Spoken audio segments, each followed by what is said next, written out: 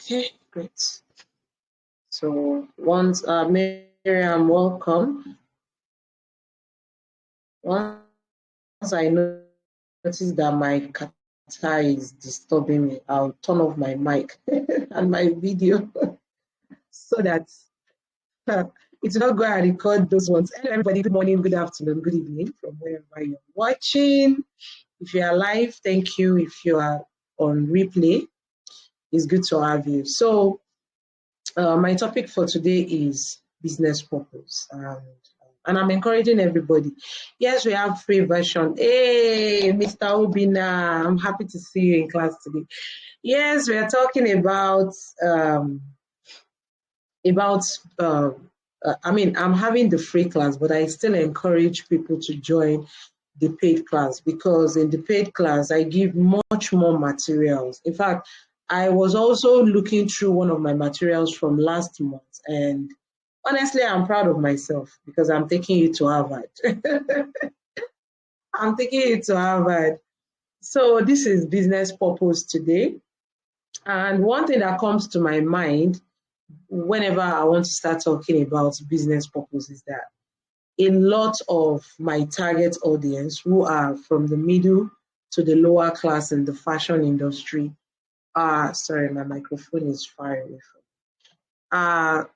me, people that don't even understand why they started business. So we are talking about purpose. When someone starts, from my investigation communicating with large people in that category, I noticed they started business from the place of hunger. And when people start business from the place of hunger, they don't understand what business purpose, vision, mission, everything like that. They don't understand what it is. But one thing happens again. If you talk to people in the fashion industry, when they get to, I think it happens mostly when people get to their 5th year in the business. That's those that started from the place of hunger. When they start the business in their 5th year, they begin to yearn for this kind of more fulfillment in their business. And this brings them to the point of wanting to discover themselves more and know what they could do with their business. Welcome, Jane. They want to know what they could do more with their business. So this is something that I have noticed over the year. So someone that, and this is not limited to just people from the lower class or the middle class, even the higher class. There was a woman, up till now, we've not started talking about her business. Last November, she called me. She is actually one of my affluent customers. So she called me and she told me she wanted to start a fashion business. So she wants to start fabrics. And she called me that, okay, we should talk. I sent my podcast to her, then that she should listen to those 3 episodes of the Starting Small Big podcast, and she should now get back to me. Then I asked her, why are you starting this business? She doesn't know. The number one reason is because all her children are now in the UK, in the university, and then she's less busy. So this is the reason why she wants to start business. And I told her, your purpose of starting this business does not really sound right, because it is always easy to start business just for the fun of it. But then when you are putting in so much money, and as time goes on, you realize that this money is just going in, nothing is coming out. You cannot even pay salary, you cannot pay your rent, you cannot pay your overheads from this business. It brings some kind of displease. I work with rich women in business, and I understand what I'm talking about. So you see them talking about, in fact, one of them is like, please, I'm tired. My husband has given me money like 2-3 times. I don't even know. I don't want him to think I don't know what I'm doing with my business. You understand? So it's not just something about people that are the grassroots, even those that you see that you believe have money also have this purpose misplacement when it comes to business. And then for this, I'm telling you, recheck yourself if you're the kind of person that does not know the purpose. So people that start their business from the place of hunger, they start thinking about food, shelter, survival, or not even from the place of hunger, because you can be rich and you're hungry. You can be hungry for success. But then let's say from the place of survival, they usually don't think about purpose in the sense of business success. The purpose is let me live, let me feed. But then I'm telling you, no matter where you are, whether at that rock bottom, starting your business with a purpose in mind is very beautiful, like very, very important. So let's get back to our notes as it comes. It said, purpose is the reason why something or someone exists or does something. You even notice, if you go back to the slide of the Maslow hierarchy of living, I divided it into two categories. So we have not 5, we have 8 on my slide, and that 8 is further divided into 2. Then there's another slide that has just the 5 steps, and then it is divided into 3. So you'll notice that at some point in people's life, they even start thinking about their purpose. They start asking themselves, why am I here? And then I need to do something more to humanity than just living, eating like that. So we get to stages like that. So it is the driving force behind action and decision, and gives direction and meaning to our lives. So, but we are talking about business, and then it gives direction to even our business. So I'm asking you today, I'm challenging you, put pen to paper. Why are you in this business? You know, purpose and mission work together. What is the purpose of this business? Are you there to make life beautiful for people? Are you there to promote sustainability? Are you there because of the environment? Are you there because you want to put smile on children's face? When I started my business, I said my purpose is to create smiles, is to wipe off tears. It didn't really make sense to a lot of people until later. So when I said create smiles, I noticed that when I make dresses for people, they are so happy. Even the celebrities I was making dresses for them. I remember one of their sisters calling me a witch. Like, this girl is a tailoring witch. How come all the styles that people did not get right, she will definitely get it right?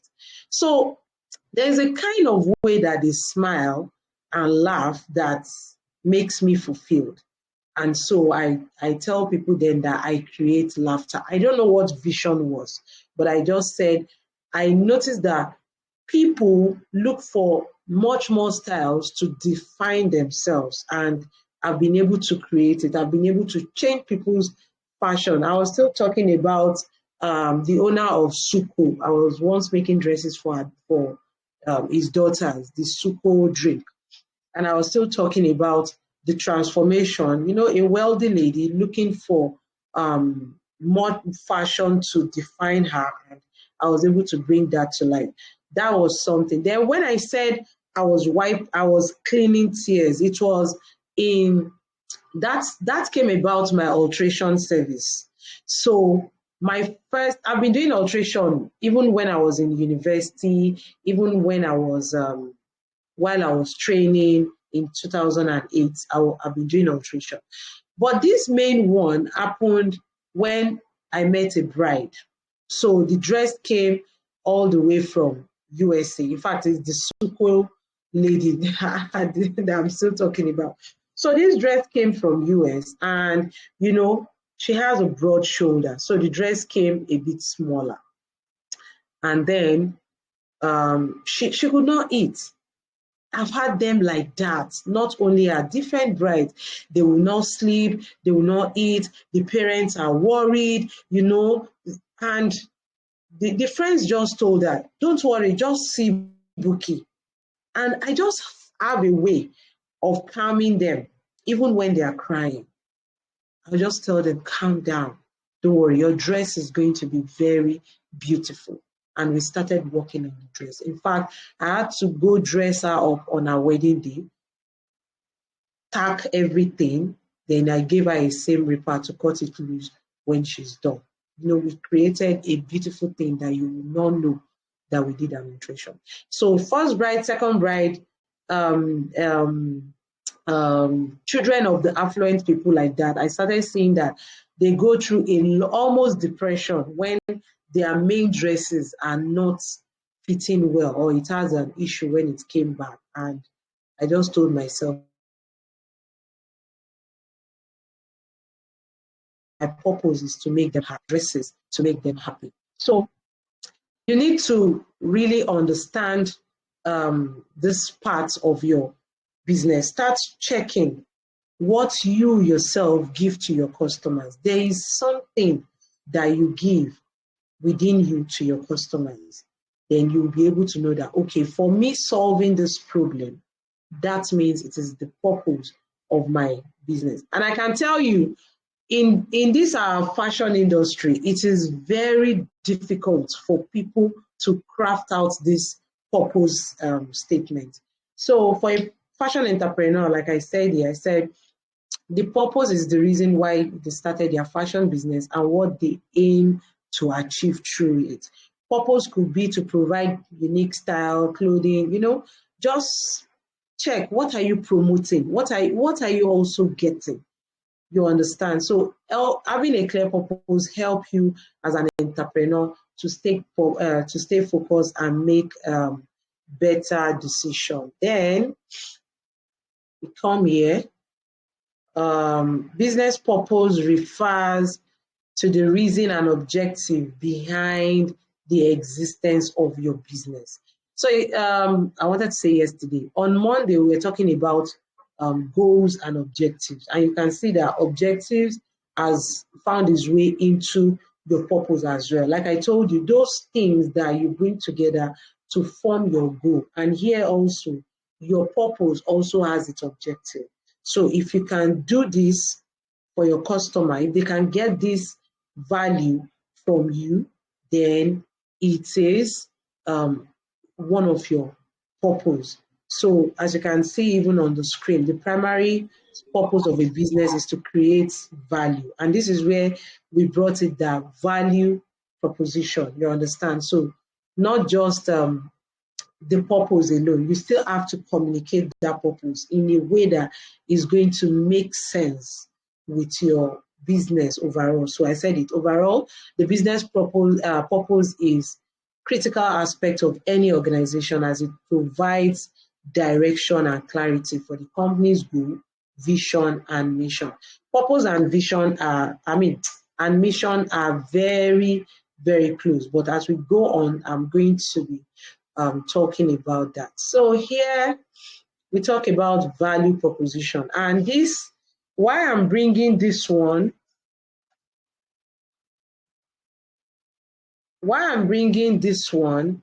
is because almost all the opportunities that I filled last year, value proposition is always at. And please, one of my own purpose of doing what I am doing is because I have noticed that fashion entrepreneurs usually don't make it to the top list when it comes to opportunities. I can tell you that for free. Many, they don't make it to the top list when it comes to opportunities. And why is this? It's because we usually in our industry, except for a few of us that have gone through programs or that have been privileged to get the opportunity to have access to quality entrepreneurship education, most of us don't pay attention to all these things. There are massive opportunities out there, massive.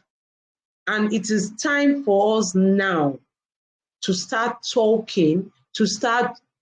Me and Mr. Obina is on this call. We met at Zenith Tech Fair, and while sitting, this is what we were talking about.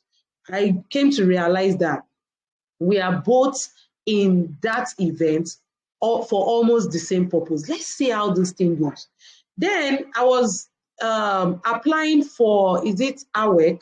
Yes, this year. And then, you know, they used to have like this webinar where they tell us how to fill the forms, how to go about this and that. And then one lady asked a question, and I was so happy that she asked the question. She's into fashion as well.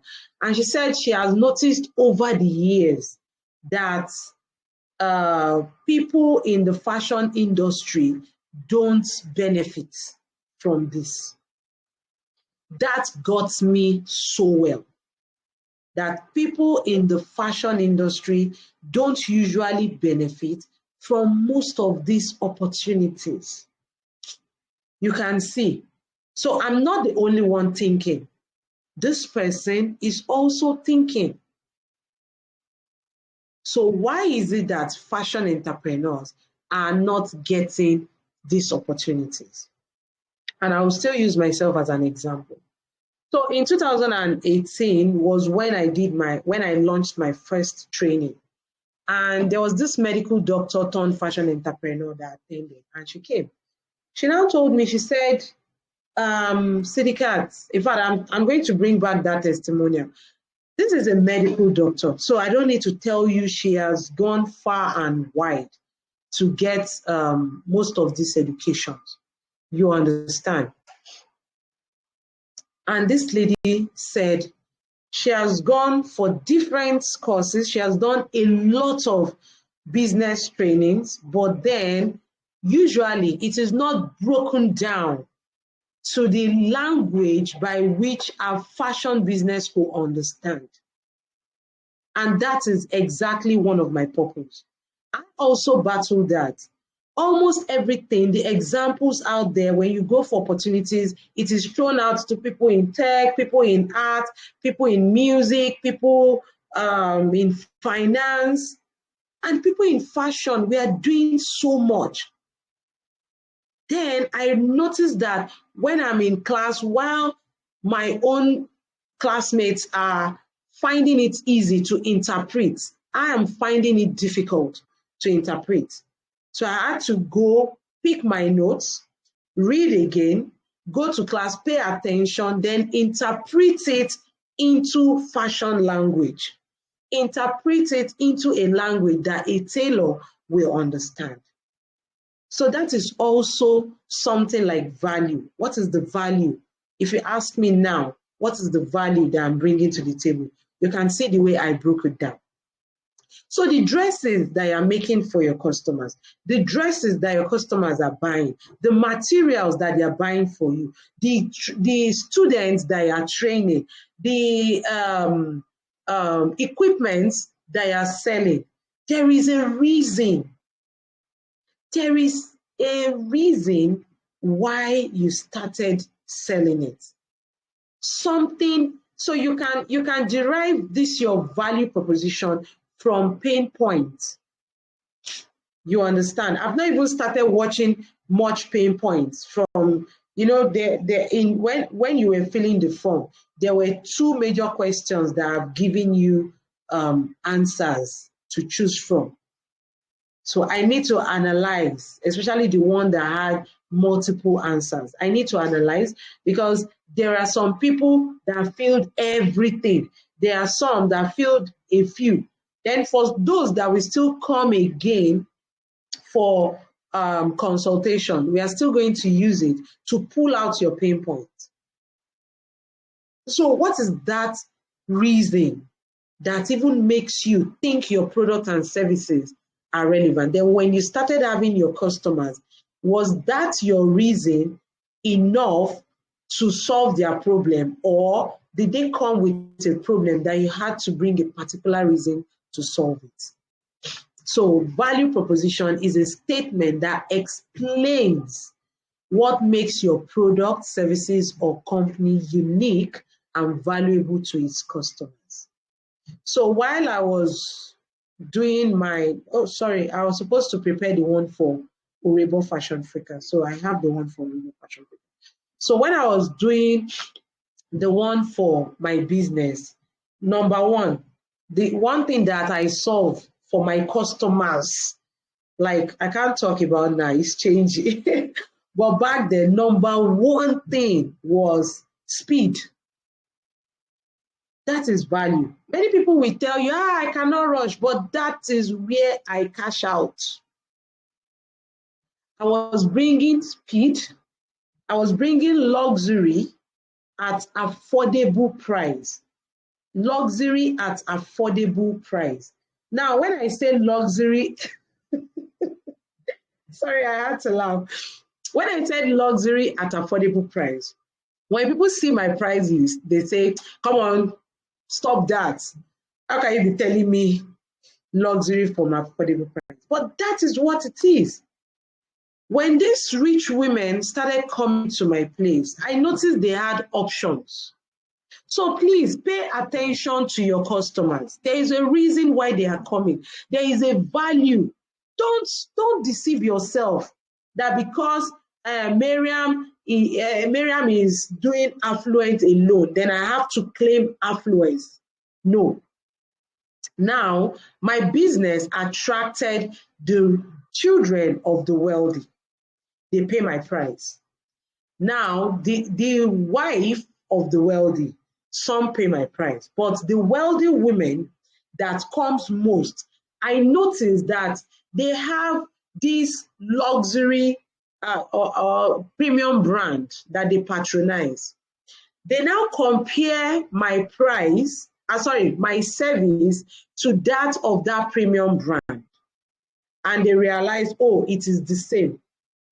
The woman now said, why should I take my dress to this place where they will charge me back then, I think 25,000 naira, whereas Bookie will charge me 18 or 15,000 naira. That is value. It is now left for you to be able to promote it with pride. So value now can be that I'm making a dress for you at 300,000, but this statement, affordable, is there.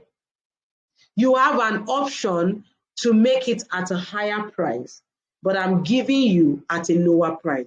So in my own mind, I am giving a cheap service to a wealthy woman. So when a wealthy woman is patronizing a cheap service, she is grateful. But to people saying my price list, they say it is too expensive.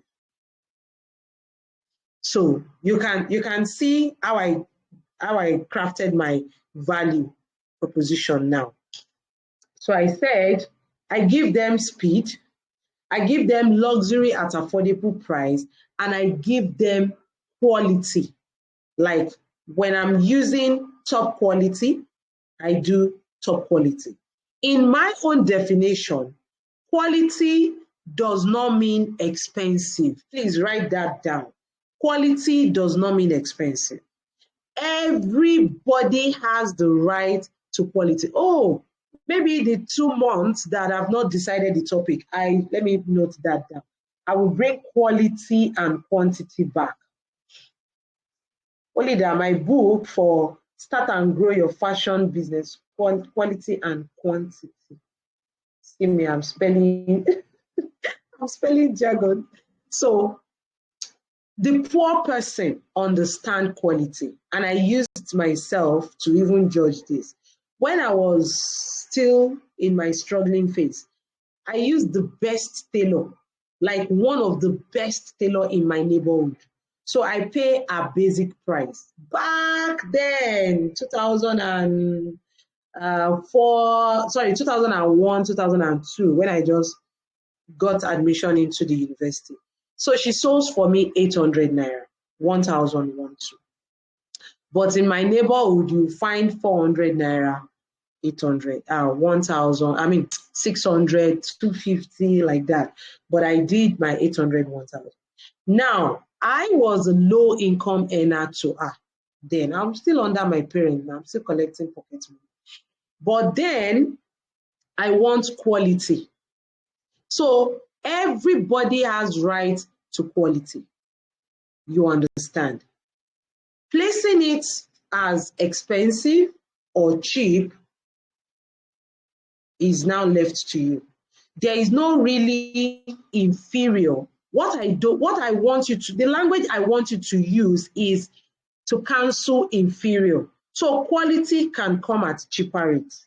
So if I need you to make 5,000 naira dress for me, give me quality. Don't bring inferior because I paid 5,000. Find something quality that will still represent my 5,000. Don't use fake and don't use inferior. So quality does not mean, so they knew I give them quality. So quality can, on 20,000, okay, there was a dress I made 2 years ago. For one person, I did it at, I think, 210,000 naira. And for the other person, I did it at, I think, about 35,000 naira. So let me now explain how quality fell on both sides. For the 210,000 naira, I use applique of like 65,000. The lining for our flare, like the flare base of the dress, was original raw silk that I bought at 3,000 naira per yard. Now for the other person, I use pure doll face. Then I think doll face was like 300 naira per yard. So okay, I've written here. I'm taking notes because of the new people I'll send the slides to. So the flare was, so the other woman, our own flare base was 4 layers. So we had raw silk, which is the main lining that you will see when our flare jumps up. We have our main lace. We have, oh, thank God for the noise.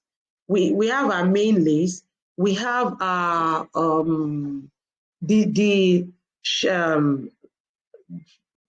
what's, I think, shiny face satin that was under it. That was the one directly under the dress. So the satin I use, sorry, Duchess. That's what I want to remember. So we have our main lace. We have Duchess following it. We have gum stay. Then we have the raw silk covering it. You can do your calculation. And this flare alone, we use the entire 5 lace of our fabric to make that. So that is number one. Then the other person, I used a lace direct with with doll face satin. Quality, both got quality. You understand? Then the other person's applique were those of the 500 naira. So I just bought, I think, like 4 for 2,000. So you can do the calculation and understand. So quality does not mean it is inferior. Whether the person pays high or they pay low, know how to do quality. And this is where upselling comes from. And also understanding your customers, because there are times when your customers will ask for it. So like I said, the value I gave my customers was speed, then luxury at affordable rates, and quality. So you will get, you now use that to, so as it is now,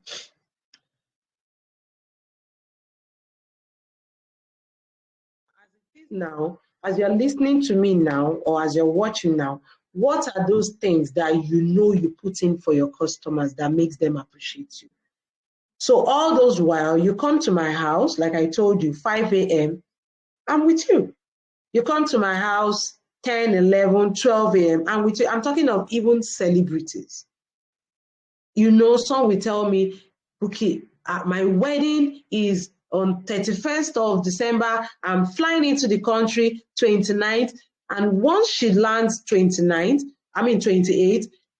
I get cash or get a measurement. Some might have sent everything. I go to the market shop, I get their measurement, do this, and I'm traveling on 29th and they get it, even if it is on their way under Aja Bridge, under bridge in Aja, that they are going to collect it, I will still deliver. So because of, you see, your value proposition is something that is also going to keep you at the top of the mind of your customers. I hope I've been able to break it down very well. Please, we need to start winning. We're coming to that. So in a simpler term, it is the reason why someone should choose to buy from you or work with your business over a competitor. You can see, I did not tell you I don't have competitor. I've not even got in there now. I used to tell myself, I'm not there yet. The first fashion designer that I met in 2007, as I then made Hero and Buba, Rapper and Buba, for the woman that took me there at 300,000. I've not started making Hero and Buba at 300,000 now. So, you understand? So I have competitors. I'm also climbing a ladder. So why should you buy from Jane and leave me? Why should you buy from Miriam and leave me? So communicate the reason that puts you over others. Then a good value proposition should be clearly articulated. Should clearly articulate the benefits that the customer will receive from your product or service and how it solves their problems or fulfills their needs. So when I told you luxury at affordable rates, I'm sure someone like Madame Abiola can tell me this. You know that all these our rich madam too, they can price market. In fact, I have this, all those prime governors then, all those premier governors then, when Nigeria was still West and all that. One of the governors then, I had his daughter that I was saying for. She know Yaba market than me. I don't know Yaba market. If I buy her a fabric, or I want to buy a fabric, she will describe and tell me the price that I will get it. So how do you get money from such women? You understand? So people like that actually also look for deal. Don't tell me that because one person is rich, they are not looking for deal. Who told you? They are the ones that even look for deals at affordable rates. They want to get it at very, very affordable rates. I want to switch.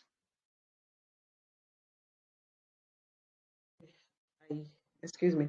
So they know what affordability is. So when you bring inferior to them, they will price your market down.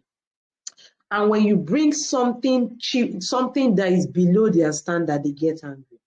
I'm sure anybody that deals with affluent women once in a while, or men, sorry, I deal with women, so pardon my language of talking women. So anybody that deals with those people would have understood. All my alteration services made me understand. So you see top brands or some tailors work. So I tell my staff, when I tell you do things right, you can see this dress, you can see how beautiful it is, it still finds its way. So you hear them telling me, this thing, it's an insult on me, you get. So like that, last year, one of my customers had this issue also. She patronized someone else and the person charged her so high for stoning. At the end of the day, it's the ordinary stone. Those ones, they sell like 500 naira per pack that they used for her instead of the one of 16,000 naira. So you can see how all these things work. Sorry, I can't put on fan or AC because of my cold. Then it should also differentiate the company from others in the market and create a compelling reason for your customer to choose you. So I hope I'm making sense. Don't worry, just 2 slides to go. 2. So crafting a value proposition. Please, I'm begging, go and start writing this. They will ask you. If you want, I wrote it for a Faith Foundation program. I wrote it for EDC program. I wrote it for my Stanbic Blossom. I don't know what Stanbic is giving me this year, but I've always been a beneficiary of my bank. Kudos to Stanbic IBTC of their capacity building year in, year out. I also wrote it for the AWEC. You know, a lot. They will ask you, and start writing these things, even if they seem like it doesn't really make sense. So for those that will be attending the paid class, I'm going to give you, I'm going to give you templates. I'm going to help you. So, and those that will do the VIP, we are going to sit down, craft it if it makes sense. And this statement is something, sometimes use it as an intro. My name is Sirikat Folami. I'm a dressmaker. I deliver, sorry, don't mind me anyhow I put it.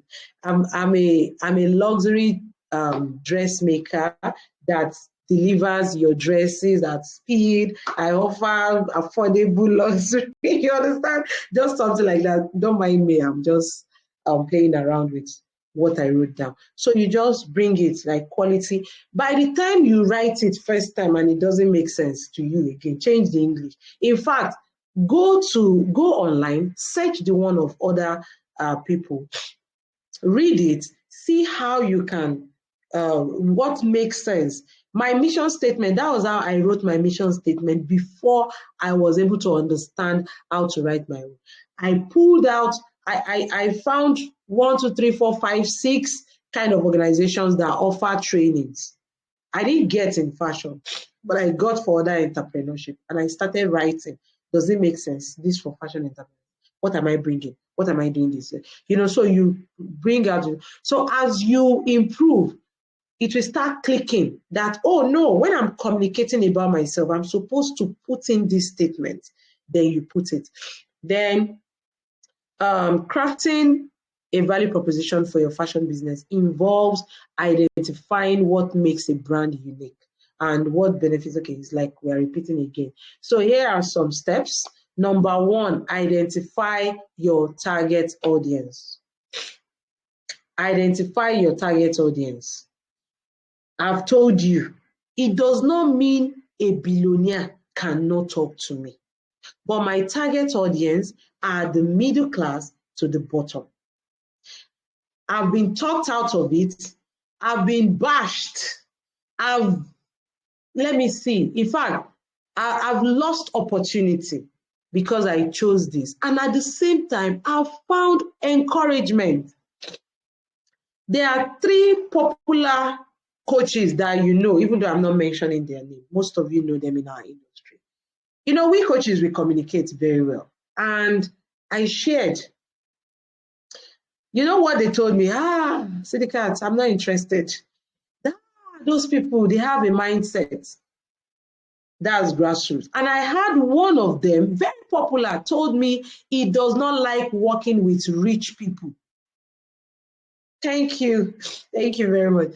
He does not like working with rich women, not people, rich women, especially the wives of a rich man, that they don't listen.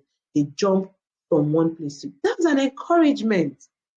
I have a section of my program for women. You understand? And the same thing. And I went further, research. Please read about your customers. I can tell you plenty things that grounds me in my alteration services to the extent that I understand their buying pattern. And this year, all of my slides, what they call it, my pitch deck for this year, I had that research on it by McKinsey,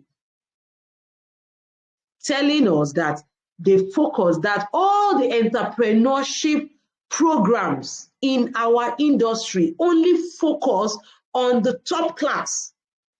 They leave the bottom, middle. And my bottom and middle class, I further define them, categorize them. I think when we started, when we started last month, I shared that slide with you. If you can go back, pause it, and read what I wrote there. Analyze your competition. You understand? Analyze your competition. Like 2018, when I started, there were no much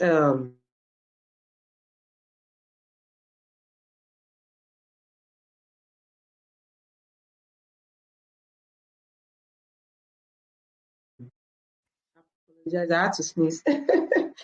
So 2018, when I started, there were no much coaches that are focused in the fashion industry as at that time.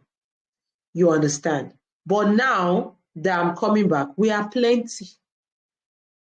So I had to look. This one is focusing on structure.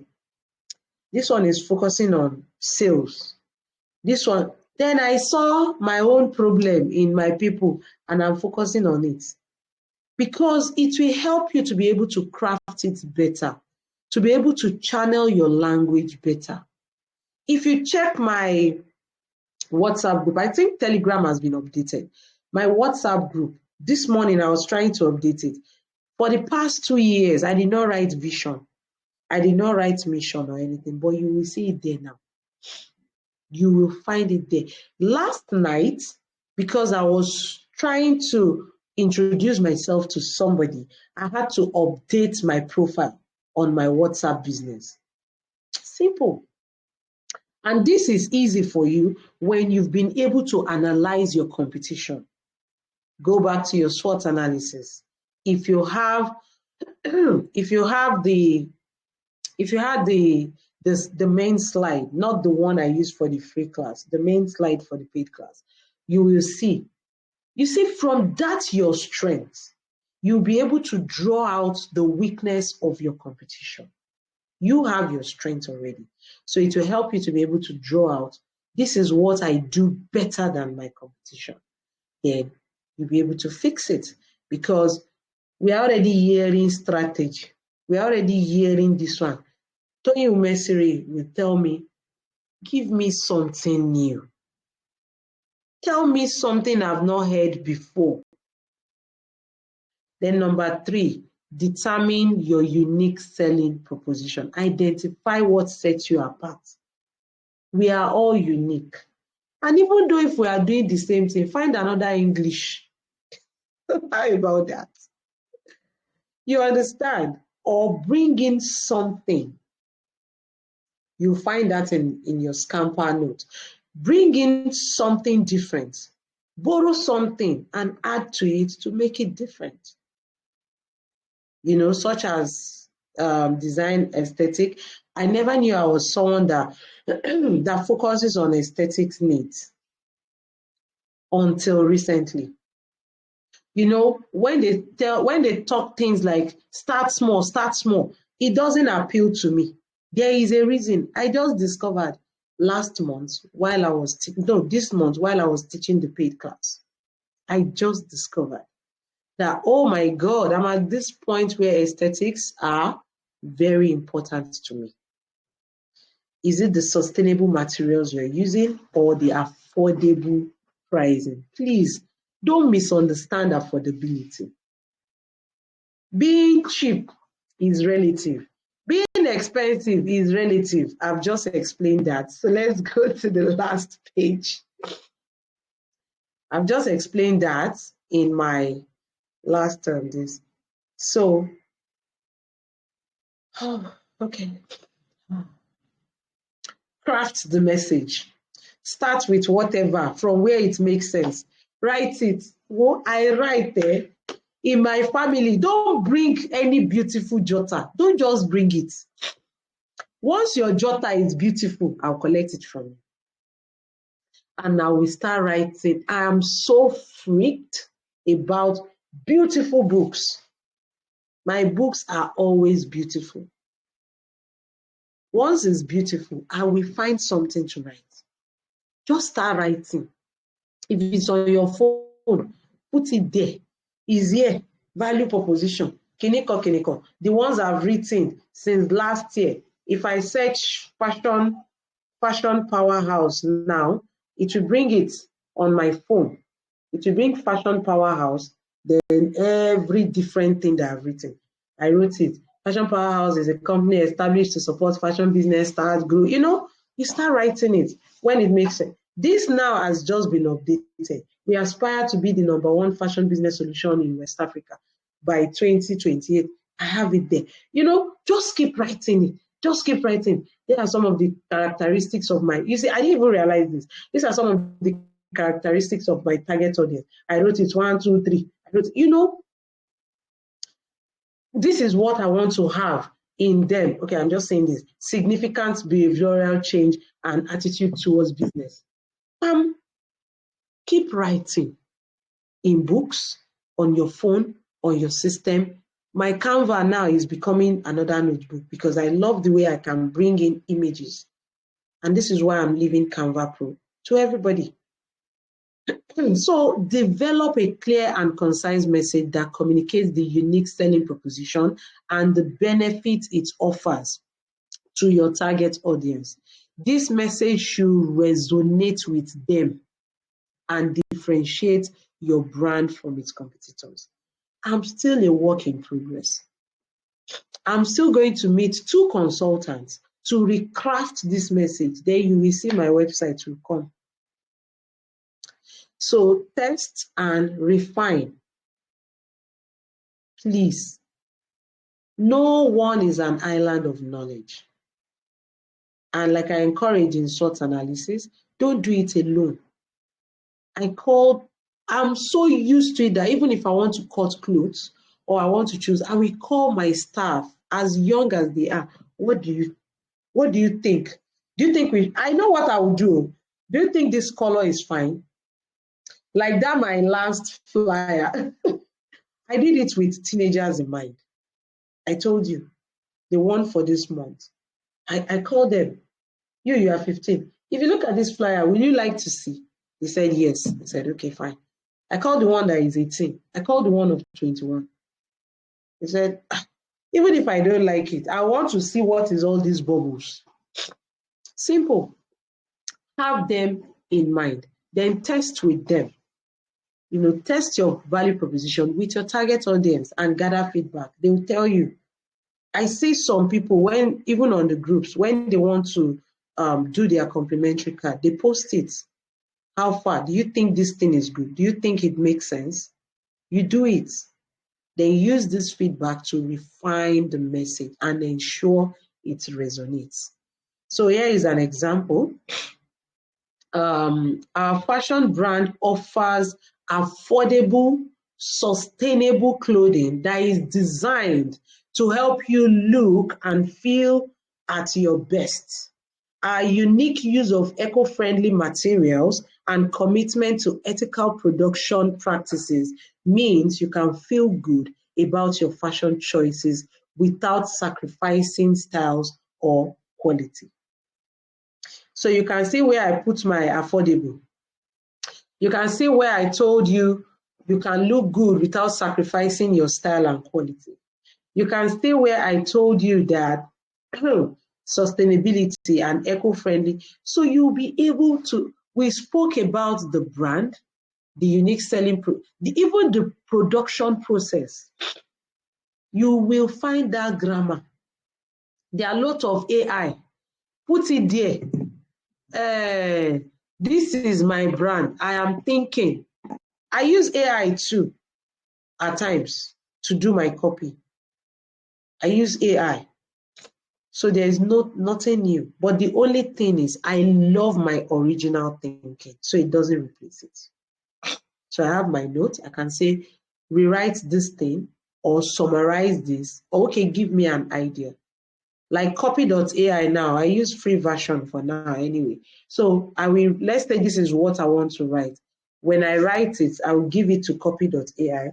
Then why I love copy.ai is that it will give you different ways your message will sound. If you want it to sound professional, click professional, it will give you professional result. If you want it to be friendly, it will give you friendly. If you want it to be to show happiness, different, like I think it has like 8 or 10 categories there. So give it. So when I get all those things, what I now do is that I will now start picking them one by one, different ones, one by one. Then I'll see which one resonates. Then I'll now bring it together, then I write.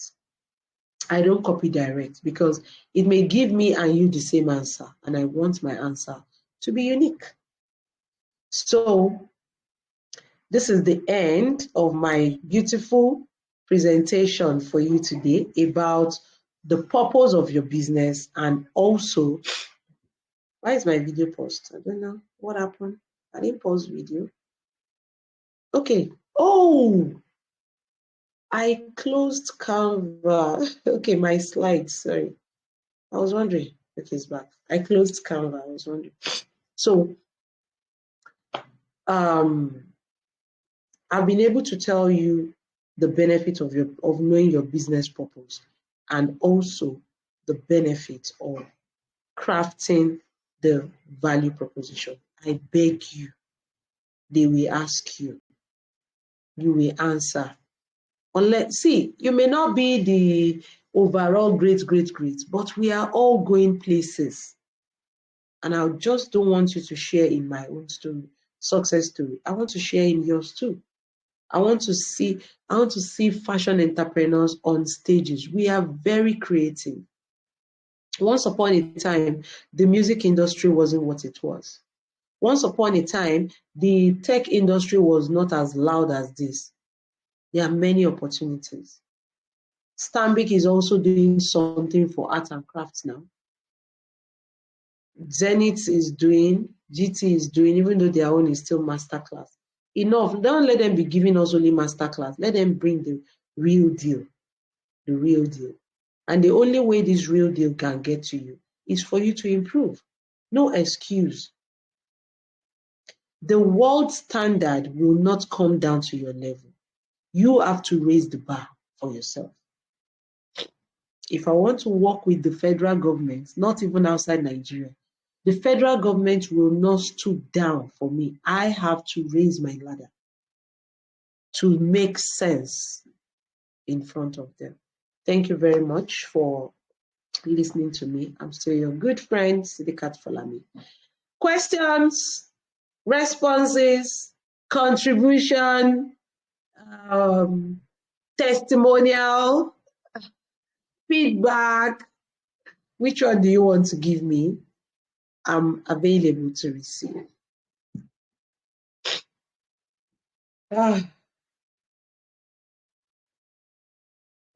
Nobody wants to talk to me. Okay. Okay.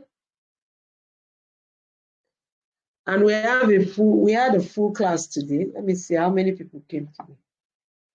I hope I noted everybody. Okay, Mojisola wants to talk. Yep, I'm here. I'm listening.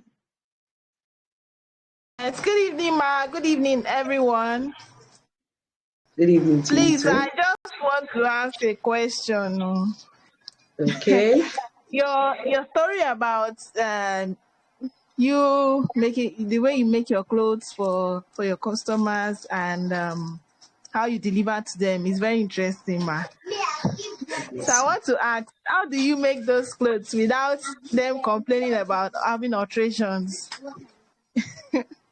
Well, in this our own industry, the mindset I started with is that you cannot rule out alterations totally. Sometimes my clothes goes without alteration. Now, let me ask you a question.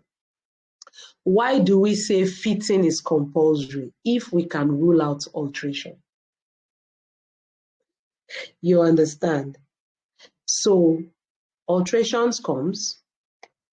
In fact, I have a customer that it is just our own habit to adjust clothes, whether the cloth is good or not. So somehow it's already in our charges. I'm going to share that when I start pricing techniques.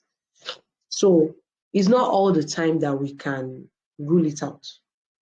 But then I try as much as possible to avoid it.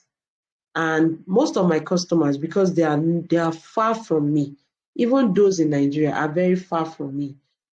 They are the kind of people that appreciate whatever I do to them. So when you've done clothes for someone 1, 2, 3, 4 times, you should already know what they like, how they like it. Then while I was still training, the woman that trained me, when I already know how to sew before I went for training. So when I came, I was trying to impress her. So I was doing this inner sewing, this what do they call it then? I think sew to sew also. I Insim. was trying to, no, not, I was in sim, yeah. I was trying to impress her and she was laughing. I was wondering, like, this woman is supposed to praise me now that, Buki, you did this fantastic job. She was just laughing. She now said, it's like you don't know Nigerians. Nigerians love adjustment. And so you give room to make the adjustment easy for you, for yourself. And it makes sense. When they started showing me, they did not teach me before I started sewing it out so that I can easily sew it. Then later on, I started doing the inner one again when I realized I can even upsell with that sewing. So having customers that are just used to adjustments, I will do that standard sewing for them. Then it makes me to be able to charge them even for their alteration. Not all of my alterations are free. The alteration that comes as a result of, it's a bit tight, is loose, the neck is not standing well, I will take that. But I did not know this style is not going to come out nice like this. I charge for that one. So it's just like you bought a dress from a store and you love the dress so much before buying it.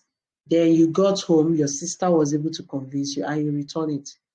If the store charge you a token for exchange, there's no big deal. It's either you take what you don't like or you pay that small token and get what you like. So that's just the answer. Don't worry, I answered it here and there. But just avoid it. Don't let it to be too much. In fact, when I start the pricing, I'll show you a lot. It's on my slide. You see where I'm putting alteration and where the customer will be asking me, you are charging me again. I'm charging you again. But there was a reason why I started charging. I wasn't charging before. There was a reason.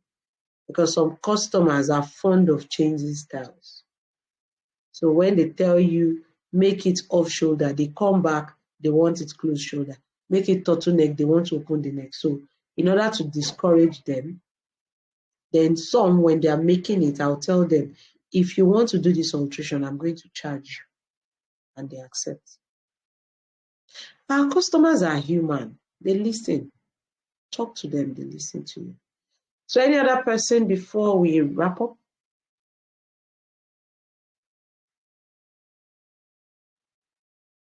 Okay, if you are not going to, maybe you can tell me well done. You can tell me well done.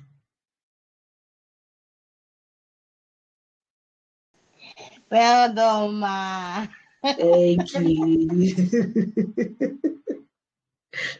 Thank you very much. Yeah, Mr. Obina, I've allowed you to speak. That's why I like the other Telegram. That one, I can just let everybody speak at once. But this one, I have to do it one by one. Hello, everyone. Good evening. Good Thank evening, you so sir. much. It was a good session. Always a pleasure to join and learn from you. Thank you. Thank you for the way you articulate your experiences and lessons over the course of the year, in the fashion industry. And I see a lot of value in what you share. And I just come to learn. Thank you for all that you've shared today. I believe you. You came to learn. I believe you.